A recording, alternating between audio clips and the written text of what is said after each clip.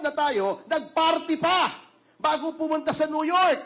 Bago pumunta sa New York, ang balita ko, 2 pang jet ang dala. Bukod dun sa official jet, dala pa yung jet na ginamit para dalhin si Tatay Digong sa Netherlands, parang backup. Ang tindi, ano? Hindi bali yung sasakyan mo, may backup. Ito, eroplano mo, may backup.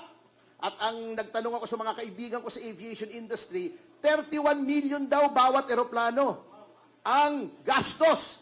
Can you imagine? Ang mga tao, hirap na hirap, ang taas ng presyo ng gas. Gagastos ka ng ganoon para lang 2 eroplano mo sa luho mo. Yan po ang insensitiveness ng government. Yan po ang mabigat.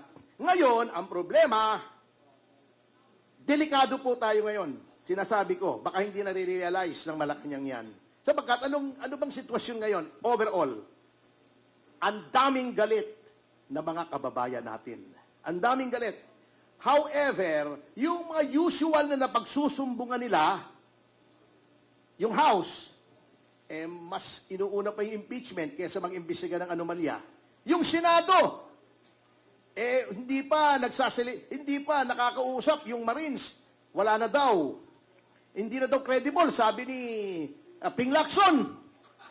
Paano ko magsusumbong yung Blue Ribbon Committee chairman mo? Hinusgahan na yung testimony ng 18. Hindi pa nga humaharap. At saka si Ping Lacson, tinatanong ni Marcoleta yung witness, siya sumasagot.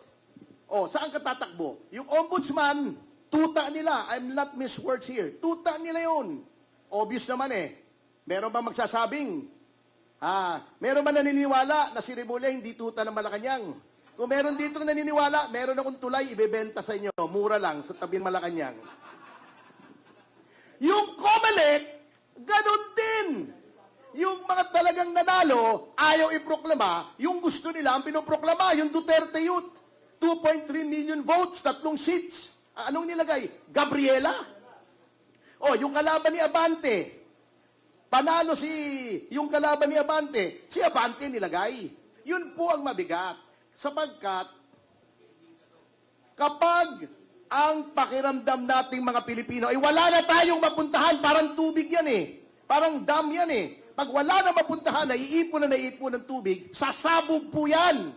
Mga kasama, ayaw naman natin yan sapagkat ayaw natin ng dahas. Gusto natin sa 2028 ay mapalitan ang pamahalaan. Kaya't mga kasama, wag po tayong papayag na dayain po tayo sa 2028. Dapat sa sobrang lakas natin, kahit anong pandaraya, ay hindi kayang talunin. Yan po ang pakay nitong kampilan. Dapat overwhelming, parang flood control, parang baha. Pagka napakalakas na ng baha, bako sila naman ay substandard, ay hindi nila kayang pigilin yung baha. Kaya sa pagtatapos mga kasama, alam